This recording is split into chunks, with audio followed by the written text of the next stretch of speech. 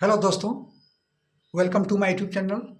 Good morning मेरे प्यारे दोस्तों, मेरे प्यारे सिविल पेंशनर्स, डिफेंस पेंशनर्स, सभी को आप लोगों को दीपावली का स्वागत और शुभकामनाएं। तो दोस्तों, मैं शुरू करने जा रहा हूं एक नई अपडेट जो आई है, आप सुनकर हैरान हो जाएंगे। क्या है उसके बारे में जानकारी दूंगा। पहले आप मेरे चैनल पर बने रहेंगे, शुरू से एक लास्ट तक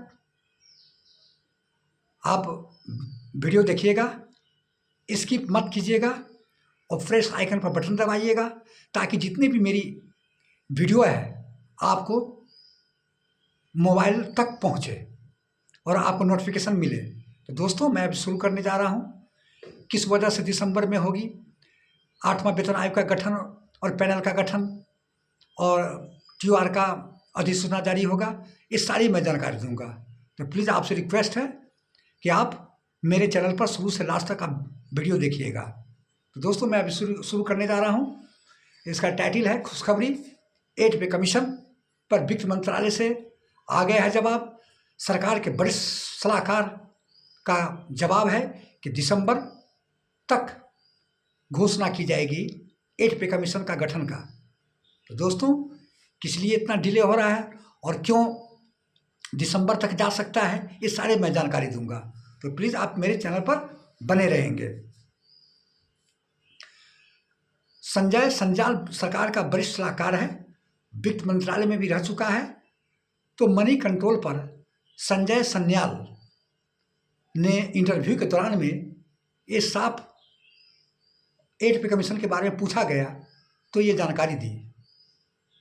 तो जानकारी क्या दिया, ये सारे मैं आपको बताऊंगा। संजीव सन्याल पहले वित्त मंत्रालय में भी रह चुका है, अभी सरकार का वरिष्ठ सलाहकार है प्रेजेंट में। तो वो बोला है कि वित्त मंत्रालय का कार्य वो कर भी चुका है। सरकार 8 पे कमीशन को रीस्ट्रक्चर कर रहा है, पुनः संरचना। रीस्ट्रक्चर का होता है पुनः। जितने भी वेतन आयोग है, 1 से लेकर 7 पे कमीशन तक वेतन आयोग है, उससे हट करके 8 पे कमीशन का रीस्ट्रक्चरिंग कर रहा है। सरकार मन बना रही है कि इसको रीस्ट्रक्चरिंग करके इसके बाद हम TOR का नोटिफिकेशन जारी करेंगे और पैनल को गठित करेंगे। तो इसमें टाइम लग जाएगा। टाइम क्यों लगेगा, इसके बारे में जानकारी दूंगा। मैं जो भी जानकारी देता हूं ऑथेंटिक जानकारी देता हूं। हम झूठ मूठ को ये नहीं दिखला ये मिलेगा वो मिलेगा ये करेगा ये होगा, कुछ नहीं होगा। अभी आप दिसंबर तक इंतजार कीजिए पैनल का। फिटमेंट फैक्टर इतना मिलेगा। अरे अभी पैनल का गठित ही नहीं हुआ है तो फिटमेंट क्या मिलेगा। तो सरकार अभी पुनः संरचना कर रही है, रीस्ट्रक्चरिंग कर रही है। जितने भी पुराने विभाग हैं उसको नए विभाग में विलय किया जाएगा।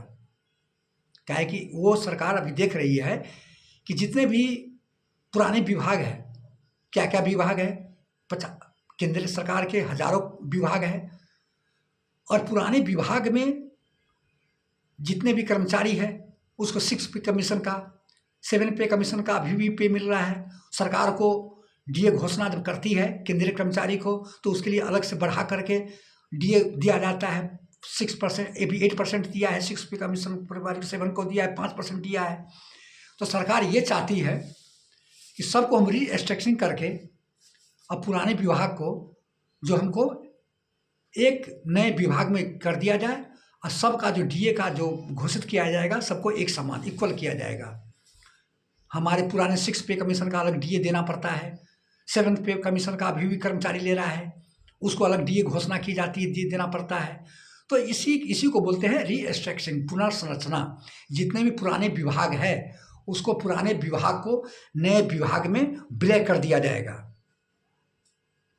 इस कारण से सरकार देरी कर रही है। और जितने भी मंत्रालय है सबसे TOR का एकत्रित कर लिया है। अभी स्टेट गवर्नमेंट से इनपुट ले रहा है, स्टेट गवर्नमेंट से राय भी ले रही है सरकार कि उनको क्या करना है क्या नहीं है। तो सारे स्टेट गवर्नमेंट से लेकर कर तो इस बार जितने भी 7 पे कमीशन है, 7 पे कमीशन हो चुका है 1 से लेकर 7 तक, इससे हट करके 8 पे कमीशन होगा। और सारे जितने भी त्रुटियां हैं, खामियां हैं, सारा दूर होगा 8 पे कमीशन में। इस कारण से डिले हो रही है, देरी हो रही है, मेन कारण यही है। संजीव सान्याल मनी कंट्रोल के जवाब में यही बोला है। इसके बाद सरकार मैप का स्ट्रक्चर शुरू कर रहा है, मैपिंग का।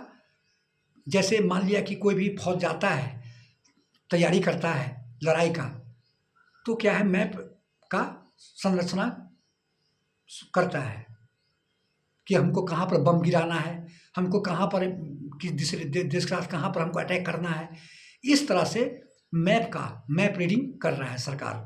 अब मैप रीडिंग क्या कर रहा है, वही पुराने जितने भी विभाग है सबको कर रहा है। वहाँ पर कितने कर्मचारी है, कितने कर्मचारी कार्यरत कर रहे हैं, कितने कर्मचारी है, कितने नए कर्मचारी है, इस सारे को एकत्रित करके सरकार मैप रीडिंग और मैप स्ट्रक्चर पर काम कर रही है, उसका दिशा निर्देश कर रही है। इसलिए कि अभी जो 8 पे कमीशन होगा, सभी का एक रूल लागू होगा, किसी के साथ भेदभाव नहीं होगा कि उसके लिए उतना है। जैसे डीए का है, सबको एक समान डीए मिलेगा। 7 पे का जो कर्मचारी है सबको 8 कमीशन मिलाएगा। अब किसी को न 6 पे कमीशन का लाभ मिलेगा, न 7 पे का। सभी जितने भी कर्मचारी नए और पुराने जो कर्मचारी है सभी को एक समान मिलेगा। और एक मिलने का एक कारण कि 8 पे कमीशन का सारा उसमें इंक्लूड कर देगा पुराने जितने भी विभाग है, पुराने जितने भी कर्मचारी जिसको 6 पे कमीशन 7 पे कमीशन का जो पे मिल रहा है उसको सब सारे 8 पे कमीशन मिलाएगा। कोई न 6 पे कमीशन का रहेगा का पे मिलेगा, न 7 पे कमीशन का पे मिलेगा। जितने भी पुराने और नए कर्मचारी है जिसको अभी प्रेजेंट में 6 कमीशन का और 7 पे कमीशन का पे और डीए मिल रहा है, उस सारे को 8 कमीशन में लाना चाहता है सरकार। ये चाहती है मोदी गवर्नमेंट इस बार नए, इसलिए रीस्ट्रक्चरिंग कर रही है, पुनर्संरचना, कि पुराने जो खामियां हैं, जो त्रुटि है, सारे दूर कर देगा, ताकि सरकार के ऊपर कोई उंगली और सवाल नहीं उठाए। तो दोस्तों, इस कारण से सरकार डिले कर रही है। अभी जस्ट 1 सप्ताह पहले सेंट्रल आर्मी का TOR मिला है। आर्मी के TOR में भी 2-3 सवाल जो अच्छा है, जो उसमें TOR में दिया है कि जो फैमिली पेंशन है वो 30 से बढ़ा करके 40% कर दिया जाए।